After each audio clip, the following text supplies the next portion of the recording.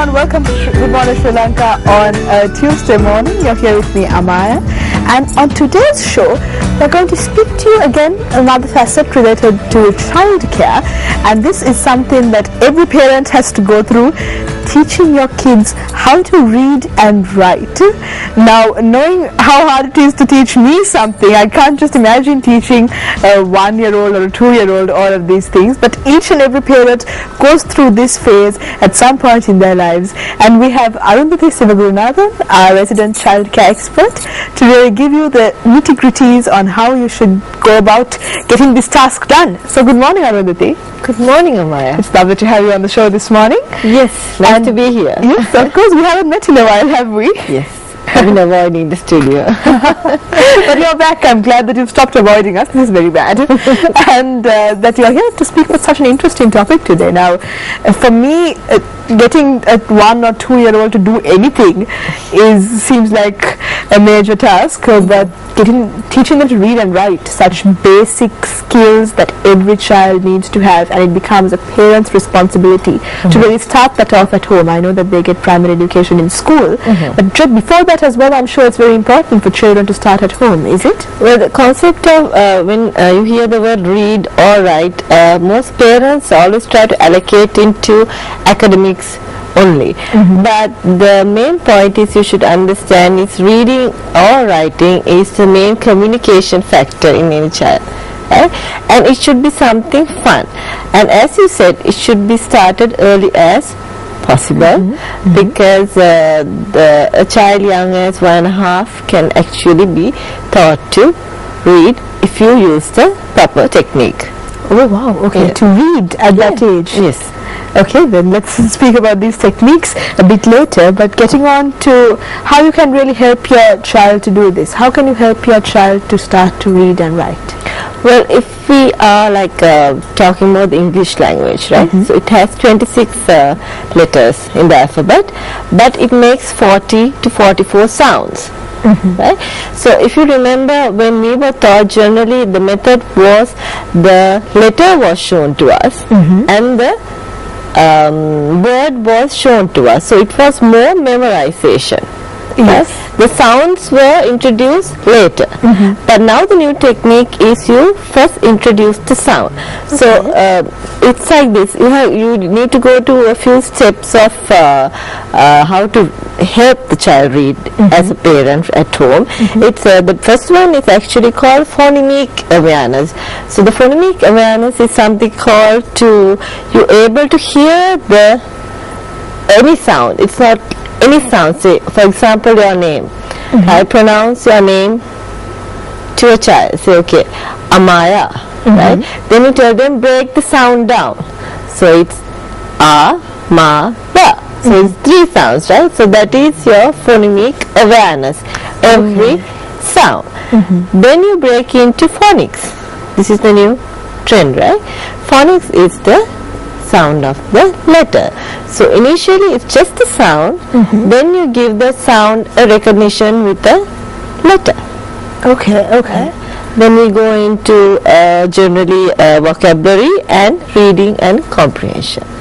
So the first 2 steps are very important, that's the phonics and the phonics. The phonemic awareness. And of course, now as you mentioned, maybe parents usually go for the word first and what the letter looks like, but you're saying that the sound is more important. And I think all of us have been, we are very fluent with the English language, and we don't really pay attention to the sounds in the English language, but we don't know what it sounds like to a little child who's hearing it for the very first time. So let's brush up on our awareness of the sounds of the English language. We have a small video ready. Let's go check it out. Teaching your child to read and write 101, right here on Good Morning Sri Lanka, and of course we have Arundhati with us. Now she's been sharing some little insights on how you can get started out, and phonics, or the sounds of the words, that's where you should start off. That's the base that you should set for your child when it comes to learning this. And we saw a very interesting video earlier before the break, didn't we, Arundhati? Yes, it was very nice.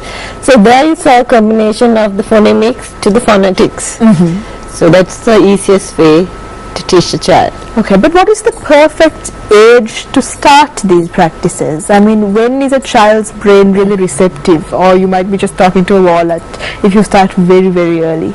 No, not the sounds. The phonemic approach you can start when the child is from even 10 months because it's only the sounds you are making.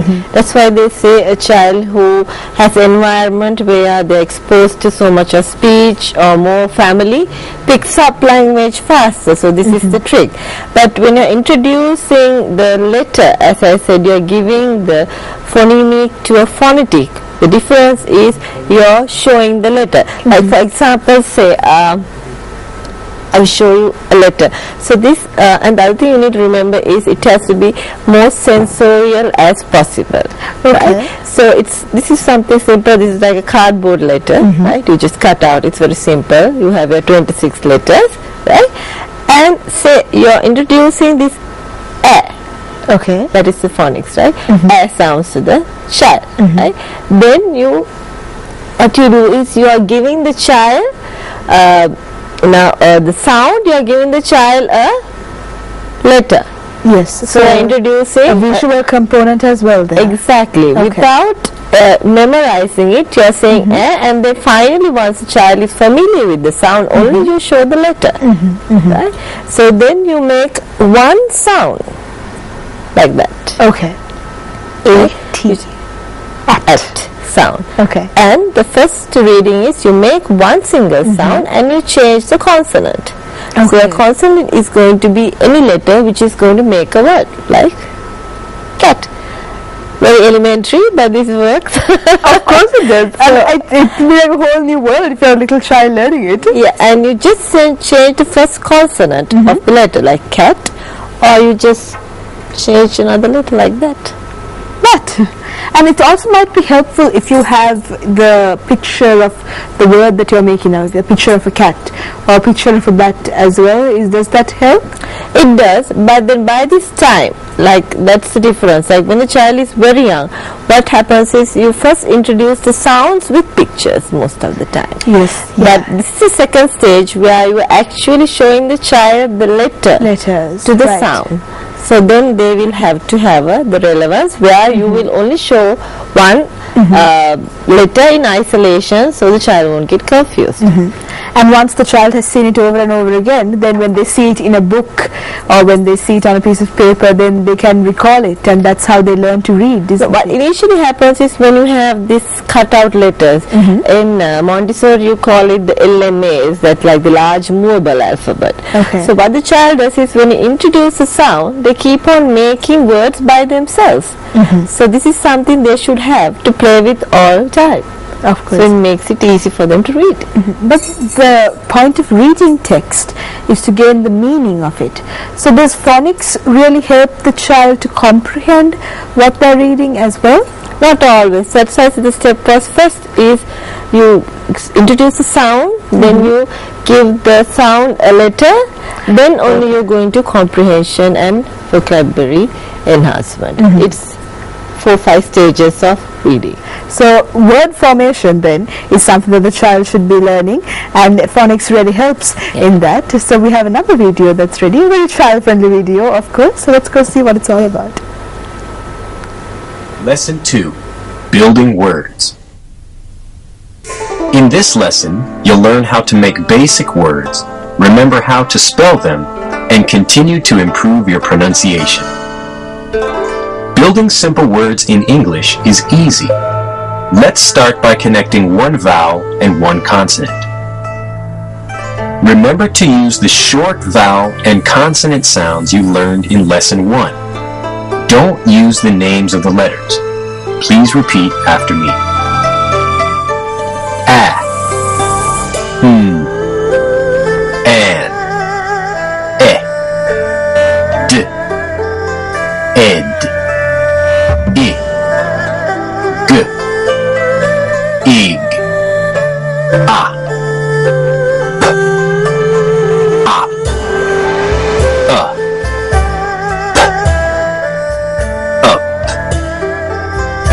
Now, let's try 3 letters and learn some words. A, t,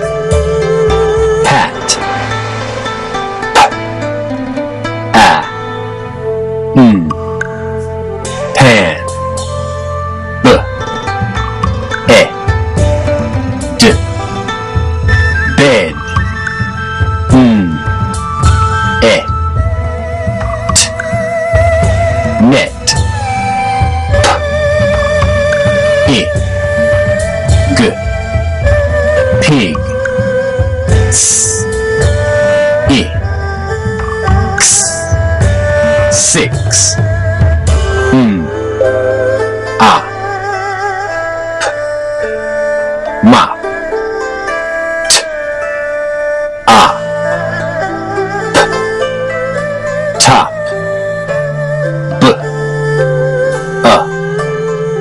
G. Bug. K. P.